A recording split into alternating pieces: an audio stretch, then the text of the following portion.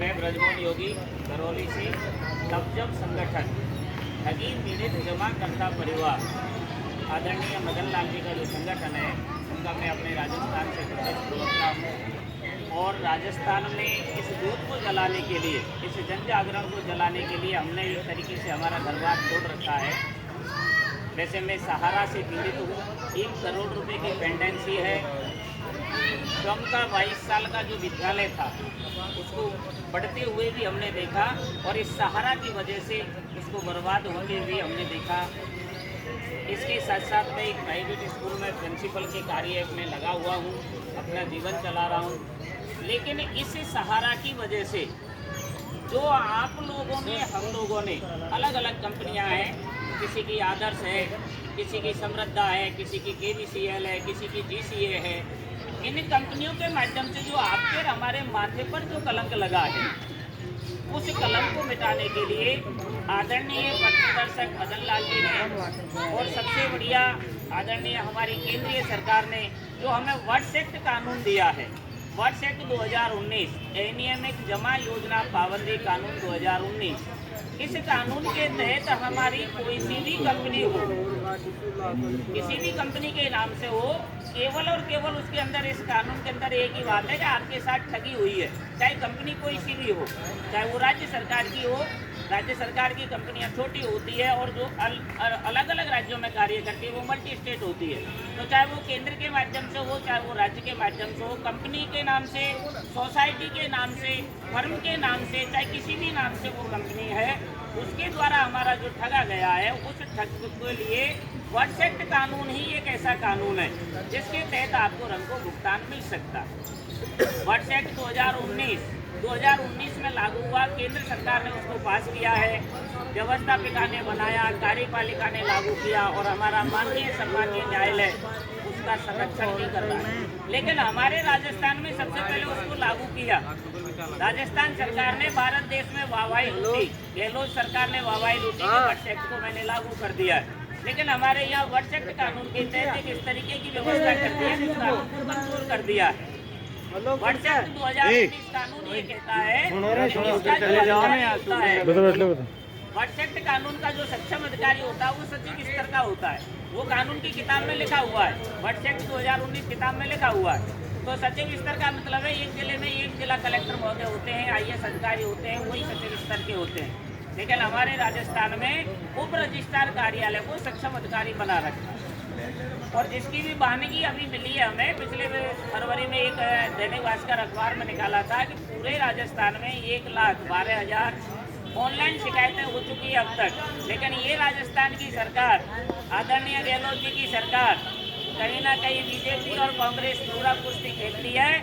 1,12,000 online शिकायत होने के बाद भी मात्र 10,000 इस्तगासा हमारे राजस्थान में हुए हैं और जिनमें भी 4 साल होने के बाद भी आज तक किसी को पैसा नहीं मिला, क्योंकि इस कानून में लीपापोती हमारी राज्य सरकार ने कर रखी है। जब अन्य राज्यों के अंदर जिला कलेक्टर को, DM को जो मुख्य अधिकारी बना रखा है, सक्षम अधिकारी बना रखा है, तो फिर राजस्थान में क्यों नहीं? हमारे माननीय मोदी जी कहते हैं हर बात के लिए कि एक देश में एक ही कानून और ये नियम भी है। जब एक देश में एक कानून है तो UP सरकार के पास, MP सरकार के पास, हरियाणा सरकार के पास, उड़ीसा सरकार के पास जिला कलेक्टर सक्षम अधिकारी हो सकता है, तो राजस्थान सरकार के पास क्यों नहीं है जिला कलेक्टर को अधिकारी बनाया जा रहा है? तो हम 2 तरीके से इसकी लड़ाई लड़ रहे हैं। एक तो हम सरकार से ये चाहते हैं कि जिला कलेक्टर महोदय को सक्षम अधिकारी बनाया जाए। दूसरी तरफ हम ये चाहते हैं कि वर्ड्स एक्ट को तुरंत ताज़ा, जैसे 2019 में सबसे पहले लागू किया था, ऐसे इसको कड़ाई से लागू किया जाए और आने वाले 180 दिन में, क्योंकि वर्ड्स एक्ट कानून में ये कह रखा है कि आपका पैसा ठग कंपनी से राज्य सरकार का जो सक्षम अधिकारी है जिला कलेक्टर महोदय, वो 180 कार्य दिवस में आप तक पहुँचाएगा। इस कानून के अंदर ये लिखा हुआ है।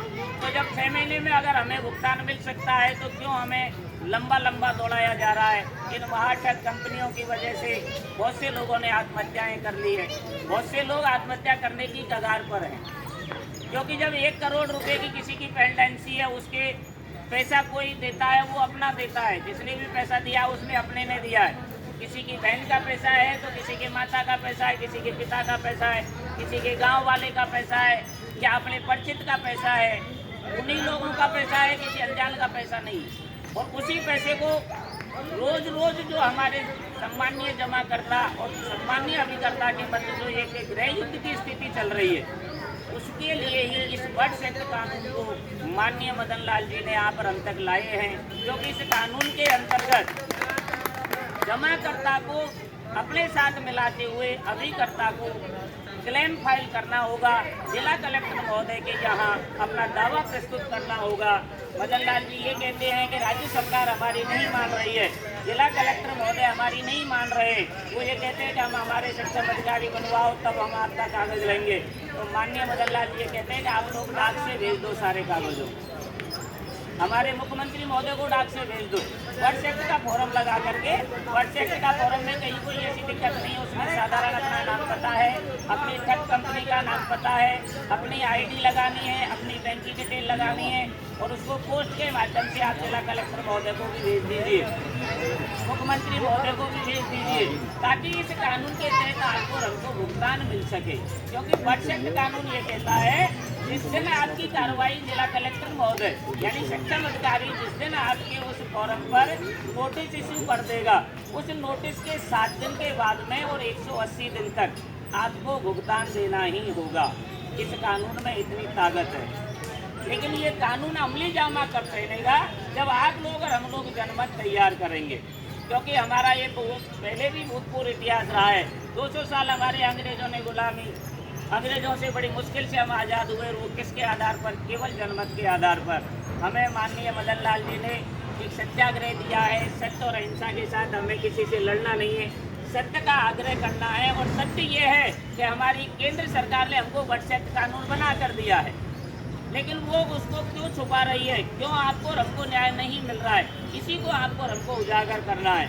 तो आज की इस बैठक में हम लोग आपसे ये निवेदन करना चाहेंगे कि आने वाली इस 30 तारीख को दौसा जिला हेडक्वार्टर पर माननीय मदन लाल जी आ रहे हैं। हम चाहते हैं कि दौसा जिले की सभी तहसीलों से जितनी संख्या में आप लोग अपने पीड़ितों को ला सकते हो उतने लाइए, क्योंकि जनमत की ही सरकार है। हम तो देखो दिल्ली में भी जब हमारा संसद सत्याग्रह हुआ, वहाँ भी हमने यही कहा था कि मोदी जी हम आपको चुनाव जिता करके प्रधानमंत्री बना सकते हैं, तो हम आपको चुनाव हरा करके प्रधानमंत्री से हटा भी सकते हैं। क्योंकि 42 करोड़ व्यक्ति हैं यहाँ पर हम पीड़ित, पूरे देश के अंदर हम 42 करोड़ हैं। आप देखिए 142 करोड़ की पूरी जनसंख्या है, जिसमें से 42 करोड़ लोग चिटफंड कंपनियों से पीड़ित हैं। तो जब प्रत्येक तीसरा भारतीय जिस चीज़ से पीड़ित है, तो माननीय मोदी जी बार बार मन की बात करते हैं, कभी हमारे मन की बात भी तो कीजिए। आप लोगों ने तो दोहरा रास्ता अपना रखा है। आप लोग 500 रुपये किसी विधवा को देते हो पेंशन के लिए। एक हाथ से आप कहते हो मैंने विधवा को 500 रुपये पेंशन के लिए दिया है, दूसरे हाथ से आप किसी न किसी ठग कंपनी को लाइसेंस देते हो और कोई न कोई मेरा जैसा एजेंट उसी बुढ़िया के पास जाकर ये कहता है बुढ़िया तेरे बुढ़ापे के लिए पैसा जोड़ ले, उसी का 500 रुपये लाकर माननीय मोदी जी को लाकर जमा करवा देते हैं, माननीय गहलोत जी को लाकर जमा करवा देते हैं। क्यों? हम इनका ये इसलिए कह रहे हैं क्योंकि या तो राज्य सरकार लाइसेंस देती है या केंद्र सरकार लाइसेंस देती है। तो इन ठग कंपनियों को लाइसेंस तो इन लोगों ने दिया है, इसमें आपकी हमारी कहाँ गलती है? आपसे मेरा एक निवेदन है, अपने आप को इतना कमज़ोर मत बनाइए, क्योंकि आप लोग ज़्यादातर इस वजह से पीड़ित हैं कि मैं दोषी हूँ। हम दोषी तो हैं, लेकिन हम इतने दोषी भी नहीं हैं, क्योंकि आपने हमने सबने रोजगार किया है। माननीय मोदी जी कहते हैं कि हमसे रोजगार मत मांगिए, सेल्फ एम्प्लॉय बनिए। हमने कब रोजगार मांगा? हम सेल्फ एम्प्लॉय थे, अपना रोजगार करते थे। आप बड़ी छाती ठोक करके ये कहते हो कि मैंने 3 लाख कंपनियों को बंद कर दिया है। माननीय मोदी जी कभी ये भी देखिए उन 3 लाख कंपनियों के अंदर कितने जमाकर्ताओं का खून पसीने की गाड़ी कमाई रह गई, जिसको ना आप दिलाना चाहते हो, ना आपका बीजेपी का पूरा महकमा दिलाना चाहता है। हम तो कहते हैं राजस्थान में तो बड़ी लड़ाई चल रही है। राजस्थान में कांग्रेस वाले कहते हैं कि माननीय गजेंद्र सिंह शेखावत संजीवनी के नाम से पैसा खा गया है।